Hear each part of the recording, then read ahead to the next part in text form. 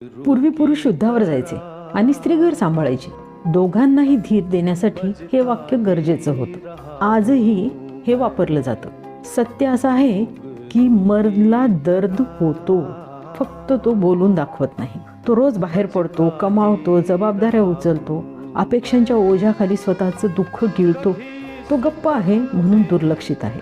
पुरुषाचं धैर्य एका दिवसात सुटत नाही, ते रोज थोडं थोडं झिजत जातं. आव आणून जगणारा पुरुष बाहेर असतो, पण आतून पोकळ झालेला असतो. आणि यात अजून एक वेदना असते, ती म्हणजे स्वतःच्या घरातच त्यांच्या कष्टाची किंमत न होणं. कित्येकदा पत्नी म्हणून स्त्रीला वाटतं तो तर करतोच हे सगळं, ते त्याचं कर्तव्य आहे.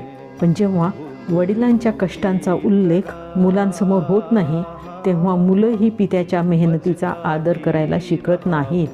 आई म्हणून स्त्री घरात संस्कार पेरते, तीच मुलांना शिकवते आदर कसा करायचा. तुमच्या बाबांनी खूप मेहनत घेतली आहे, हे एक वाक्य मुलांचं संपूर्ण व्यक्तिमत्व घडू शकतं. पित्याचा आधाररूपी धाक आईनेच मुलाच्या मनात उभा करावा लागतो. कारण पुरुष बाहेर समाजाशी लढतो आणि घरात समजून घेतला तरच तो टिकतो. पुरुष गप्प आहे म्हणजे तो मजबूत आहे असं नाही.